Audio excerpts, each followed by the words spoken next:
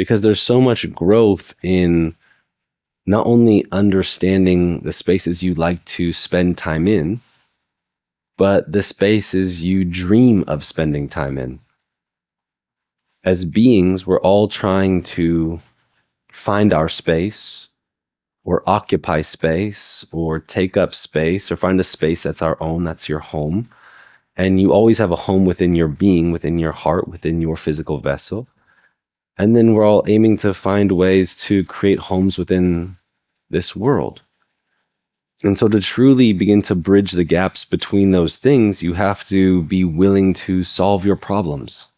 You have to be willing to learn your weakness and embrace it. And that doesn't mean you necessarily need to overcome it, although you certainly can. But by understanding you, you know how to play your hand. You know how to make moves that help you find peace within your being. And I think there's so much value in that. Because as a practitioner of anything, we're all aiming to find some sort of result within that process. And oftentimes in the beginning, the result is physical. One of the things that drew me to yoga in the beginning of my journey was handstand. And it's something I practice every day to this day, and probably started practicing pretty much straight away when I began the practice of yoga. However, my process with handstand has evolved so much, and my understanding of myself within the position has evolved so much.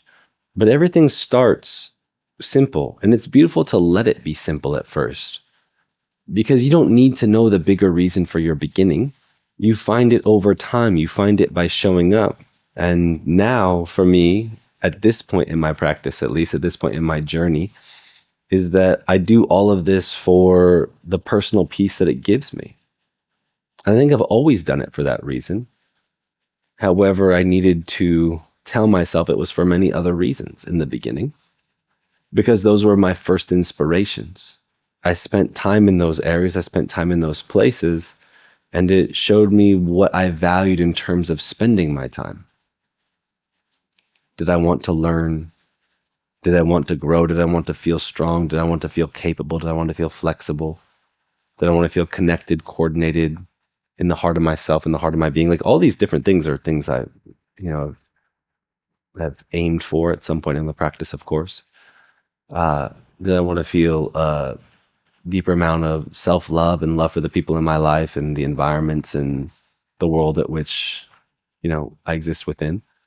And it's okay to know that your entry into anything doesn't need to be inherently serious. And the reason you showed up doesn't need to be the reason you stay. However, when you are consistent enough, you're reminded that there's something there. And that something isn't always what you expected it to be. And that something isn't always the same thing. Because there are many paths to the center of you. And there are many ways to tune your own frequency. By being willing to check how the notes sound before you start playing, you're honoring your instrument. You're honoring the sound.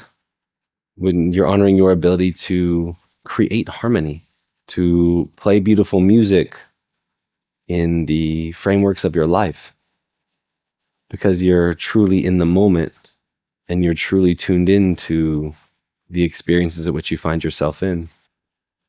To me, there's so much beauty in that, to be so embodied and so immersed in an experience that you know exactly what you want to do or where you want to be.